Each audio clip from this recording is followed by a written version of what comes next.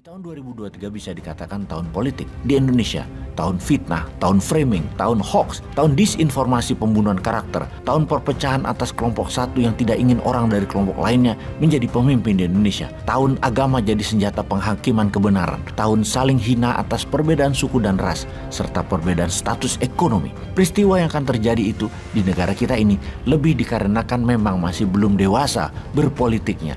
Jadi tetaplah kalian menganggap bahwa menjadi presiden dan merebut banyak kursi di parlemen serta jabatan politik adalah masalah paling penting bagi hidup Anda. Silakan. Namun apa yang akan terjadi di dunia pasti akan berimbas ke Indonesia. Yang mana hal ini adalah fakta jauh lebih mengerikan dari apa yang kalian kerjakan memfitnah saudara sendiri. Kita bahas perlahan agar menjadi pertimbangan sahabat melangkah. Jangan sampai kita menjadi yang paling menderita di tahun-tahun hadapan. Sudah presidennya jadi bukan orang yang di pihak kita, tidak mampu lagi orangnya. Ya sudahlah, yang penting siapapun presidennya nanti, Anda tetap aman dari bahaya ekonomi dan dari bahaya kesehatan dunia. Itu penting. Stay healthy, stay alive, itu jauh lebih penting. Inilah masa survival skill kita diasah. Inilah masa survival of the nation kita diuji. Kita mulai datanya.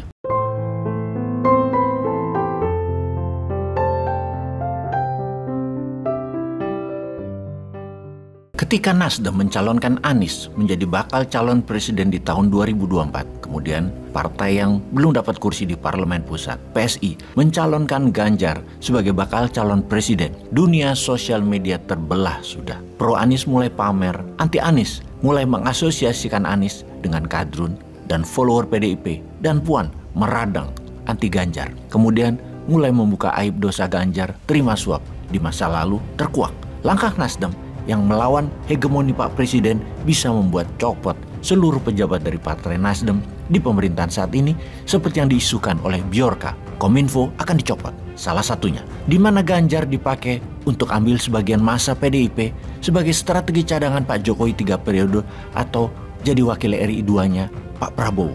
Pokoknya segala macam analisa, suka dan benci mulai bertebaran. Ini baru awal, sudah saling hujat. Alangkah indahnya negara netizen Indonesia ini. Lalu apa yang terjadi di tahun depan 2023 dan tahun-tahun selanjutnya di dunia? Itu semua seakan tidak penting.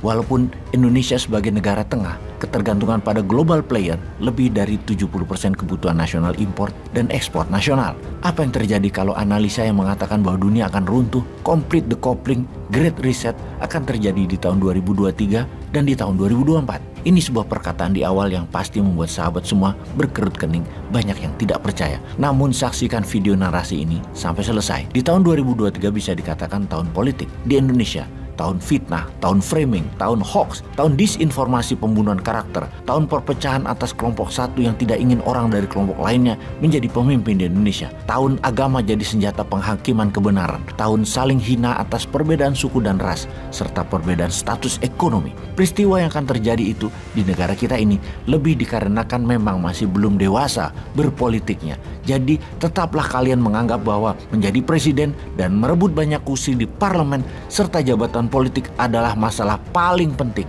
bagi hidup Anda. Silakan. Namun apa yang akan terjadi di dunia pasti akan berimbas ke Indonesia. Yang mana hal ini adalah fakta jauh lebih mengerikan dari apa yang kalian kerjakan memfitnah saudara sendiri.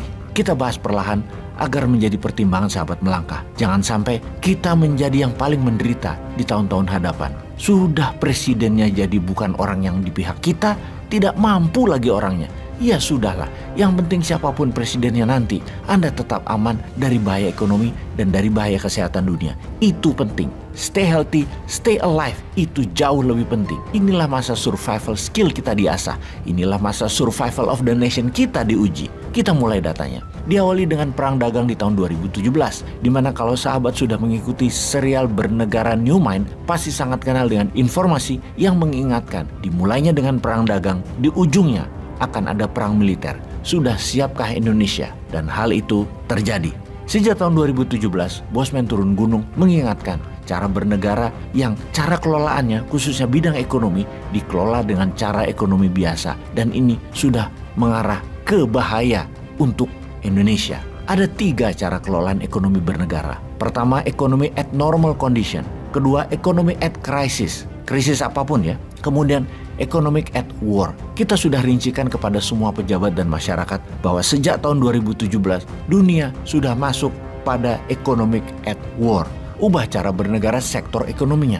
Nggak percaya, tidak ada persiapan sama sekali. Jadi kalau saja hal ini kita ingatkan dan sudah dilakukan kemarin-kemarin, sebagian saja, mungkin saat ini BBM tidak naik harganya. Pada tahun 2017, Trump, Presiden Amerika waktu itu, melakukan perang terhadap strategi harga murah Tiongkok di Amerika atau dumping price dengan mengenakan tarif pajak barang impor dari Tiongkok yang tinggi, menyebabkan barang-barang Tiongkok harganya naik 25-40%. Hal ini dibalas dengan Tiongkok atas barang Amerika di Tiongkok. Perang tarif, kemudian perang dagang itu, kemudian jadi perang keuangan, saling serang mata uang masing-masing. Sesungguhnya hal ini bisa diartikan bukan hanya perang dagang, namun sudah masuk perang ideologi. Komen Bosman tentang perang ideologi ini banyak yang tidak paham, terutama pejabat keuangan dan pejabat ekonomi negaranya. Perang ideologi demokrasi Amerika versus komunis Tiongkok itu jelas sekali. Namun banyak yang mengabaikan, banyak yang tidak menganggap hal itu penting. Bahkan hal itu tidak ada. Kerjasama Indonesia ke salah satu pihak, yang miring ke salah satu pihak, akan punya arti menantang pihak lainnya. Tetapi ya sudahlah. Memang senangnya ngutang proyek Tiongkok dan ngutang dolar pejabatnya. Yang satu sangat Tiongkok, yang satu sangat Amerika.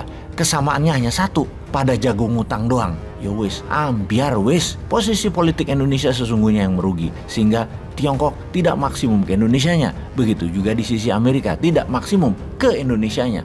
Karena Indonesia nggak canggih memainkan perannya. Tidak secanggih Erdogannya Turki. Tidak secanggih Lee Hsien Loongnya Singapura. Sesungguhnya hal inilah awal kesulitan Indonesia akan banyak hal. Kemudian pandemi di akhir tahun 2019, pandemi mengakibatkan dunia lockdown yang berimbas menyetop 50% transaksi dunia. Pandemi di awalnya adalah political tool menjatuhkan Trump, dilanjutkan sebagai economic tool dari Bio Farma yang membuat ekonomi dunia jatuh. Ilustrasinya begini, ekonomi itu jatuh bisa cepat, namun naiknya sangat perlahan. Seperti misalnya pembangkit listrik tenaga batu bara. Ketika sedang jalan tiba-tiba harus di shutdown atau dimatikan. Ketika dinyalakan lagi perlu waktu 24 jam lebih agar panas tungku bisa siap sampai 100%. Katakan panasnya diturunkan 50%, maka tetap tidak bisa seketika suhunya dinaikkan. Tetap bertahap, setidaknya 12 jam. Namun lebih dari 6 jam sesungguhnya baru bisa kembali ke peak performance-nya. Ekonomi juga demikian. Turunnya kapasitas ekonomi 10%, menjalankannya lagi perlu 6 bulan sampai peak performance. Kalau turunnya hingga 50%, peaknya memakan hampir 3 tahun. Jadi sejak tahun 2020, ketika 50% kapasitas dunia ekonomi turun, ketika dinyalakan lagi di tahun 2021 akhir atau 2022 awal, puncaknya baru tahun 2025 harusnya. Namun ketika baru mulai jalan, perang di Ukraina terjadi. Strategi Amerika, NATO, Uni Eropa, Rusia disanksi. Rusia kena sanksi ekonomi. Rusia mungkin hanya memberikan 12% kontribusi ekonomi dunia, namun memberikan 25% lebih pengaruh ekonomi di Eropa, terutama energi. Ini yang tidak diperhitungkan karena Rusia ternyata tidak jatuh juga dan malah Eropa yang jatuh. Inflasi harga energi sudah naik 5 kali lipat. Sudah lebih dari 4 kali harga energi Eropa itu dibandingkan dengan tahun lalu. Lalu zero covid policy-nya Tiongkok membuat 27 kota lebih ditutup di Tiongkok juga terjadi di awal semester 2022 ini. Masih di tahun ini juga. Semua ini membuat produksi Tiongkok turun, distribusi turun dan ekonomi Tiongkok terendah pertumbuhannya dalam 20 tahun terakhir. Jadi dunia menjadi belum jalan baik, efek pandeminya belum. Ditambah inflasi yang naik karena harga energi yang naik membuat ekonomi melambat di seluruh dunia.